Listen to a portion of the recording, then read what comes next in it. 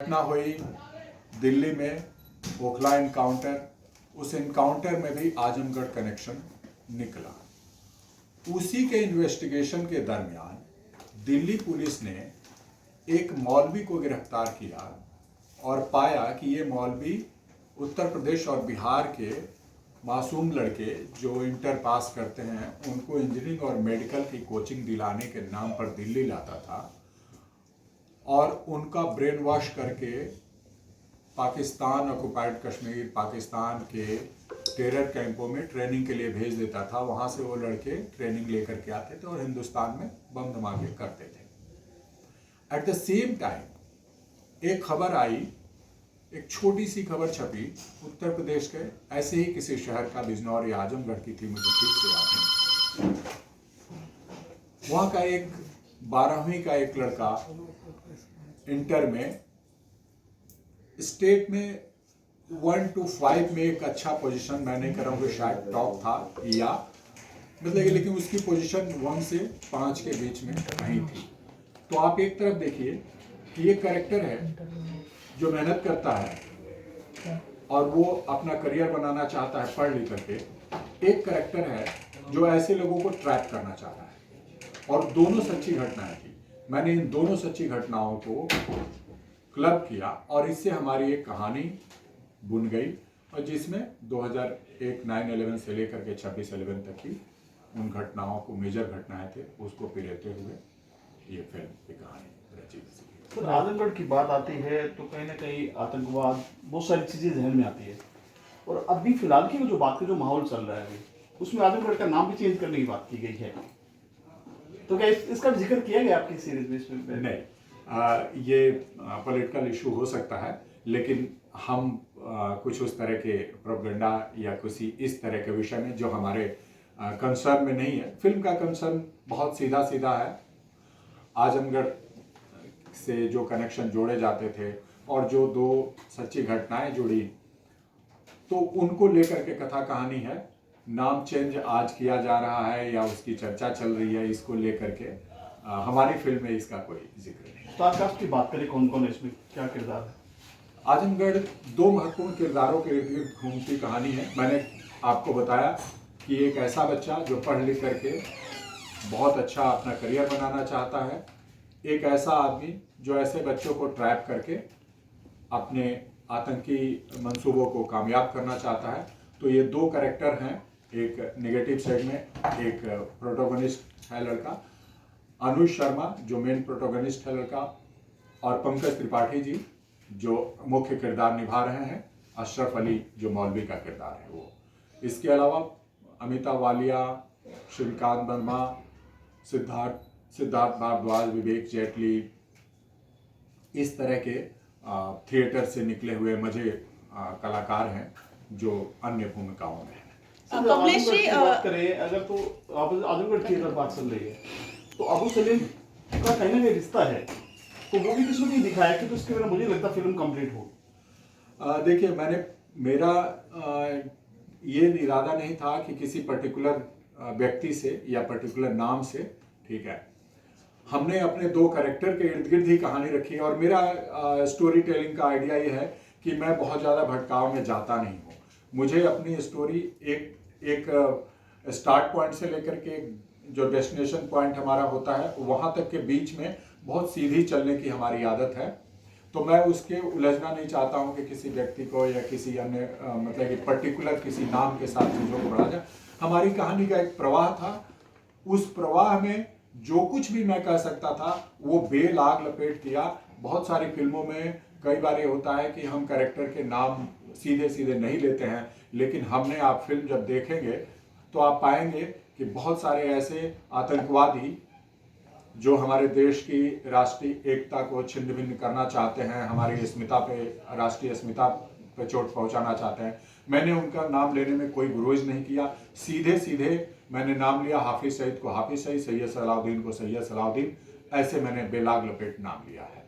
Sir, क्या reason है कि पंकज त्रिपाठी जी एक भी प्रमोशन में दिखाई नहीं दे रहे? उसके पीछे का क्या रीज़न है, अगर उस बारे में बताएं? क्योंकि उनका जिस तरह से पोस्टर से लग रहा है फिल्म में मुख्य किरदार है, तो आपको लगता है कि एज ए डायरेक्टर, और सर आपसे भी जानना चाहूँगा एज ए प्रोड्यूसर, चाहेंगे कि जो मुख्य एक्टर है वो प्रमोट करे और पंकज त्रिपाठी बड़ा नाम है जिससे कि फिल्म को फायदा हो सकता है। देखिए, जब पंकज त्रिपाठी जी ने ये फिल्म की थी तब वो स्टार नहीं थे, एक्टर तो आज भी हैं, कल भी थे।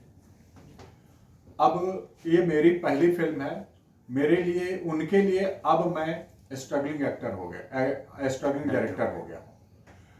तो जिस ऊंचाई पे वो पहुंच गए हैं, शायद उनके मन में ऐसा है कि एक स्ट्रगलिंग एक्टर के साथ आज वो अपना नाम क्यों जोड़े। उनके मन में है कि ऐसा होगा कि भाई जिस ऊंचाई पे हैं, बड़े एक्टर के साथ, बड़े प्रोडक्शन हाउस के साथ काम करते हैं, तो शायद उनको मेरे नाम के साथ अपना नाम जोड़ते हुए कोई असहजता या कोई व्यापारिक अनुबंध उनके आड़े आता होगा। खैर, मैं वो सब चीज़ें तो उनके हिस्से की चीज़ है, आप उनसे पूछें। लेकिन मुझे इसका अफसोस है कि वो जब स्ट्रगलिंग के दिनों में थे तब मैंने ये फिल्म शूट की थी और मैंने उनको बहुत ही एक उम्दा एक्टर के तौर पे चाहा और उनकी इच्छा थी, वो अपनी इच्छा से रोल किया है। अशरफ अली का किरदार उन्होंने पढ़ करके और उन्होंने इच्छा जाहिर करते हुए कि मैं इसको करना चाहता हूँ, उन्होंने तब किया। आज वो नहीं कर रहे हैं तो इसका अफसोस मुझे है। क्या आपने बात करने की कोशिश की है उनसे ये प्रमोशन के लिए और जब फिल्म रिलीज हो रही है अभी?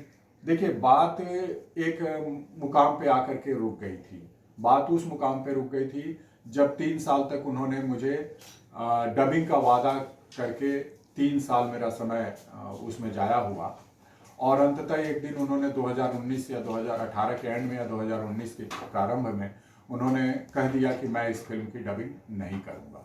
उन्होंने सिर्फ अपने सीन देखे थे और उन्होंने खुद ही अपने लो वर्जन मांगा था कि आप लो वर्जन व्हाट्सअप कर दीजिए। वो देखने के बाद या जो भी हो कारण, उन्होंने डबिंग से मना कर दिया। मैंने तब बात की थी तो उन्होंने कहा, मिश्रा जी आप फिल्म रिलीज करिए, मुझे उससे कोई गुरेज नहीं है, लेकिन मैं अब इससे डबिंग इसका मैं नहीं करना चाहता हूं। मैं इसके कमलेश जी, मीडिया कर्मियों को पंकज जी की तरफ से मेल किया गया है कि न्यूज़ को या रिव्यू ना करे फिल्म का, इस पे आपका क्या कहना है? देखिए, ये यदि उनकी तरफ से हुआ है तो उस पर तो क्या कारण से ऐसा उनकी तरफ से किया गया है इसका जवाब वो खुद दें, ज़्यादा अच्छा है। आप उनसे पूछें तो ज़्यादा अच्छा है। लेकिन यदि ऐसा हुआ है जो मेरी जानकारी में आप ही के जरिए आ रही है तो ये भी दुर्भाग्यपूर्ण है। देखिए, मैं सीधे सीधे कहना चाहूँगा कि आज 28 अप्रैल को मेरी फिल्म रिलीज हो रही है। ये मेरी पहली फिल्म है। पंकज जी याद करें उनकी पहली फिल्म कौन सी थी और तब क्या उनका इमोशन था।